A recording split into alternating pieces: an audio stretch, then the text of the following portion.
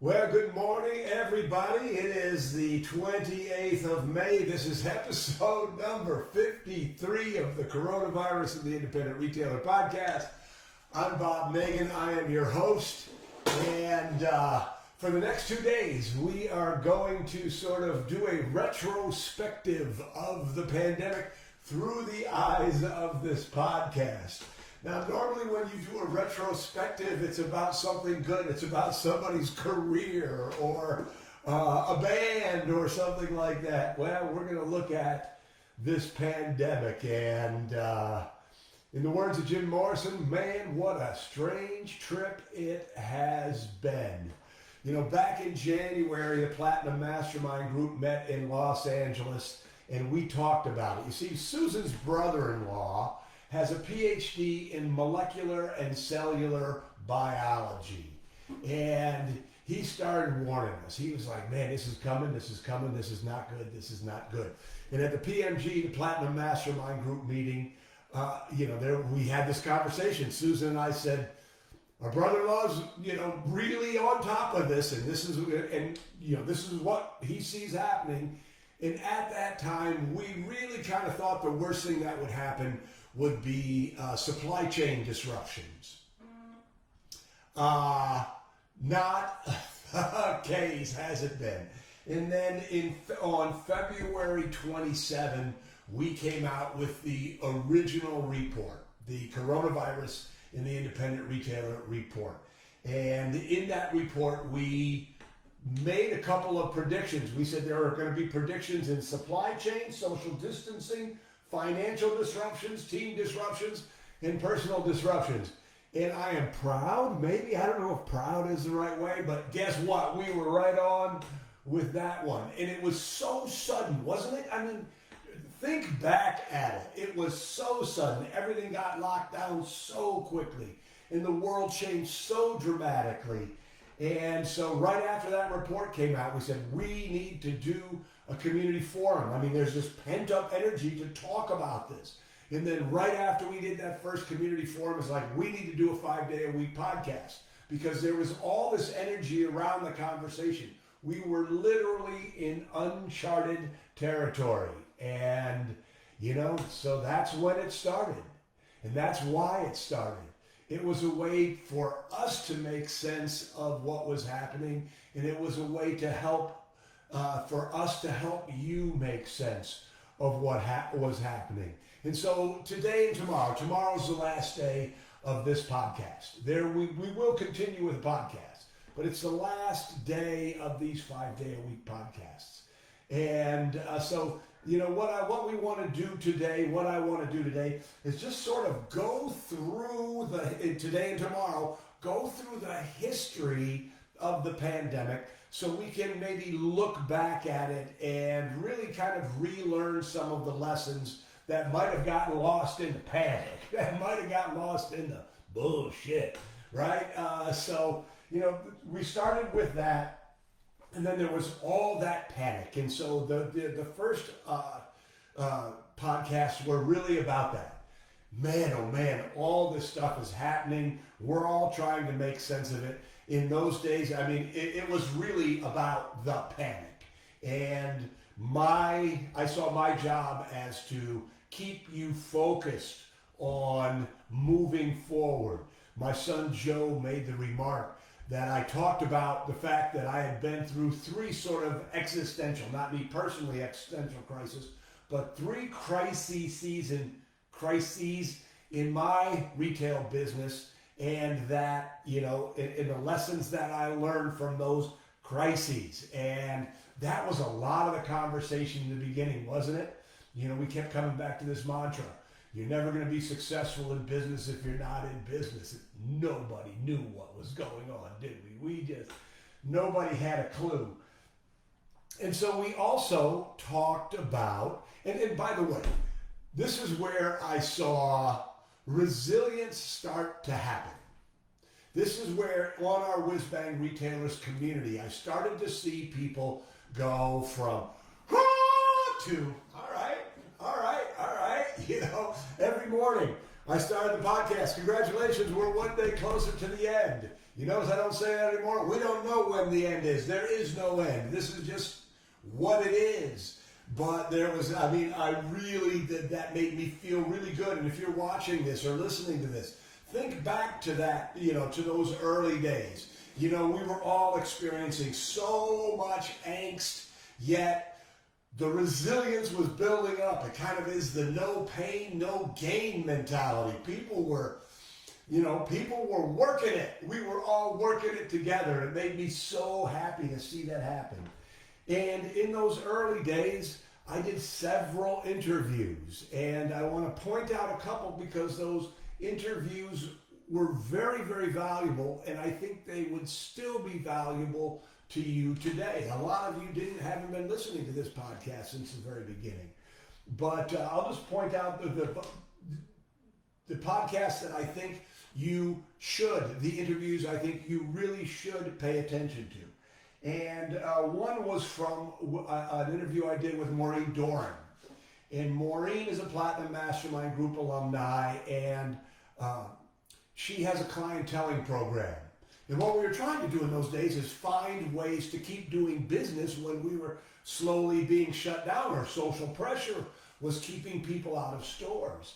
And Maureen's got a program called a clienteling program that she's really, really built out. It's very, very, very effective. And she shared that with all of us, generously shared that with all of us. And I know that several people, several members of the Platinum Mastermind Group have made a commitment to this whole idea of clienteling. And clienteling is when you assign customers to your team members, and those team members are responsible for the relationship. So if you haven't caught that interview, I would strongly, strongly recommend it. And then I did an interview with Rich Rose. And Rich Rose is the smartest numbers guy I know in retail. And that was the most popular. And he talked about cash flow strategies through the pandemic. And that was the most popular podcast of them all as far as numbers. And what he said about how to think about using your cash in this pandemic can be absolutely applied to your business right now and can be applied to your business into the future. Another one worth catching. I did an interview with Bob Zeckel, who is another Platinum Mastermind Group member. A lot of great insights. I did an interview with Eric Seifert, who is a capital guy here in West Michigan. Again, and I did the interview with Eric right about the time that the government was starting to announce its programs. Crystal on social, Crystal Vilkaitis, one of our go-to social media guru. We did an interview. I loved that interview with Crystal.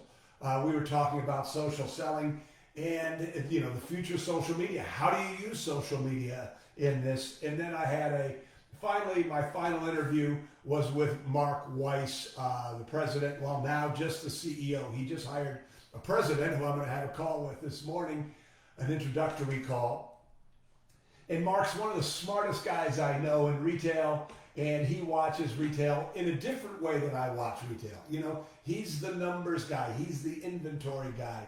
And fascinating, fascinating interviews. So, if you like listening to interviews, I would strongly recommend all of those. And if you go to whizbangtraining.com /coronavirus, on that page is all of our coronavirus resources. You can find them there. The point here that I'm trying to make in this retrospective was in the beginning, it was all unknown. We were all trying to figure it out together. And this is the nature of being an entrepreneur, isn't it? When you become an entrepreneur, you, by default, sign up for uncertainty. But I want to make a point about that. You sign up for uncertainty, but you also sign up for responsibility. And you also give yourself the ability to create your results. Unemployment is at an all-time high. People who are incredibly skilled and incredibly smart and incredibly hardworking have lost their livelihoods. They had security, and don't get me wrong, there's nothing wrong with having a job. Work is noble. They had security, but what they found was their security, their perceived security, was not really secure. And when you own a business, you don't have security, but what you do have is the ability to create, to form, to mold your own reality, to mold your future, to make the decisions that will lead you where you need to go. You have the responsibility to take action. And this is what I loved about that first part. Not loved, but all of us were figuring out how to give value to our customers. I mean, that, Maureen, all of these things, all of those interviews were, what do we do? How do we provide value? How do we keep this thing going? What sort of mindset things do we need to do? And the reason that I'm bringing this all up and we're going through all this is I think it's important. It was Nietzsche who said, history, oh man, I'm gonna butcher the quote, I'm not gonna say it. But history is gonna repeat itself and we don't remember it. So there's lots of lessons to be learned here. And I'm encouraging you to sort of play along with me and think back to that and ask yourself, what did I learn? And, and then at about week 3, all the panic was it wasn't settling, but it was changing. It was not as intense.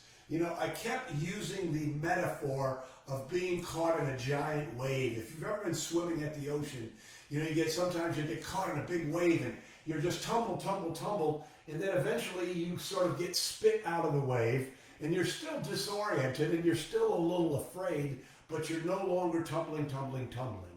And, and that is sort of where weeks 3 and 4 started to happen. It was like, okay, we're in this. This is bad, but we're in this together. And then there was a lot of conversation about 2 things: ways to generate sales and mindset. Ways to generate sales and mindset. And then all of a sudden the conversation started to really, really revolve around clienteling. So many of you started doing curbside pickup, which was really, really great. Social selling started, people are starting to do social selling. E-commerce, people were getting websites up in record times. People who had websites that hadn't done anything, all of a sudden they revamped them and started doing a lot of business on their websites. So all of a sudden, we went from panic to we're moving forward. We're getting proactive. We're going to do this. So many people just got on the social selling bandwagon. It's like, it was that whole, I'm taking responsibility for my future. I'm taking responsibility. I need the cash and I'm going to do these things. And so many people got on the bandwagon so quickly. And I was so proud of all of you who just, you were afraid, you weren't comfortable, but you did it anyway. I keep coming back to Susan Glenn Wallace. And, I know that there are literally hundreds of these stories out there. But I know Susan because Susan was in the Business Breakthrough Accelerator. And the Business Breakthrough Accelerator was a program and people come into the office. So I know her personally. And we had communications. And she was terrified of doing Facebook Lives. And now she's like the queen. She was up 36% last month. And she didn't have any employees and her store was closed, just because she started doing that. Platinum Mastermind Group alumni, Misha Seto. I would hope that you go and read the letter that somebody sent to her. She posted it on Whiz Bang Retailers. And basically, the letter came from a customer and said, thank you so much for keeping us involved. Thank you for keeping us entertained. I absolutely loved your Facebook Lives. And, I've spent more money with you during this quarantine that I've spent with you in the last 10 years. It's that hustle. And Misha, personifies the hustle so much. And, I'm just going to put in a plug. This is what the Platinum Mastermind Group is all about, right? Smart people taking action. Smart people taking action. So it was so good to see. And I want you to think about, what did you do? I know there's a tendency to look at the gap, not the gain. This is, I didn't start my lives till 3 weeks into it or 4 weeks into it. Doesn't matter. You started. So, we just kept coming back to, we got to hustle. We got to hustle. We got to hustle. We got to hustle. And here's the other thing that I want to say before we quickly turn to the mindset piece is all of the things that you learned to do to sell during a pandemic, you will take those lessons and I hope you will apply them to your business, right? So I know some of you are going, so I don't want to do any more Facebook Lives. I don't want to do any more home deliveries. And you will have the right to do whatever you want, of course. But I'm just suggesting to you that the world has changed. And if something worked during the pandemic, my guess is that it's going to work after the pandemic. The world has changed. Not everybody's going to want to come into your store. We have this whole idea of omni-experiential, that people want to shop the way that they want to shop, that people want to get their stuff delivered the way that they want to get their stuff delivered. So don't abandon the techniques and the tools that you developed during this pandemic. And the final thing I want to say today, and then tomorrow we'll move on to sort of from the government programs and the PPP up until tomorrow, is there were lots and lots of conversations about mindsets. Wasn't there? I mean, we just kept talking about it. And for me, it was so helpful because it allowed me to think aloud. And you know what they say when you teach, you internalize it a lot more. And while I have had some bad days during this pandemic, I can thank you and share with you that trying my best to help you has helped me. And, when we talked about the mindset in the beginning, the whole lesson was we're one step closer to the end. We're one step closer to the end. And I think that was the appropriate mindset at the beginning, because we did think that there was going to be an end. And I kept going back to the backpacking metaphor of being stuck in the rain, one foot in front of the other. And I think that was a valuable perspective for lots of you. We talked about hustle a lot. And so many of you personify the hustle. Going back to Misha. Misha has a huge Trollby event where people fly in from all over the world. And she pivoted. She made that thing a virtual event in the course of, in about 2.5 weeks. Unbelievable hustle. She was rewarded for it. And we also talked about the AAA mindset: assess, adjust, advance. And during that time, when everything was changing so quickly, having a mindset of, that focused on small chunks and understanding, just really having a tool to use to deal with a particular problem or opportunity at the moment, a lot of people found very, very helpful. I got a lot of great feedback from that, and thank you. Lisa, Queen of Book Read, posted that on Whiz Bang Retailers, that she just found the AAA mindset invaluable. And that makes me so grateful. When Susan and I create a model to help you think and grow, it just is so grateful to see people use it and find value from it. And we also talked about ADD, which is our model for getting your team involved. And so many of you did a great job of, it's ask, discuss, decide. Ask, discuss, decide. And I know that many of you have really use that model and use that mentality and you to enhance your leadership by getting your people involved. So I want to ask you, I'm going to talk a little bit about the Master Plan Advantage here, but I'd like you to put down or share in the comments, from the very beginning until, right before the PPP and the government program started to roll out. What was the thing that you remember the most? What struck you the most? What were you the most afraid of besides going broke?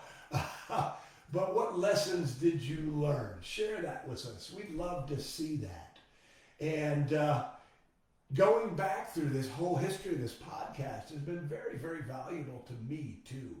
It really, showed me what, it's a retrospective. It's a look back at history.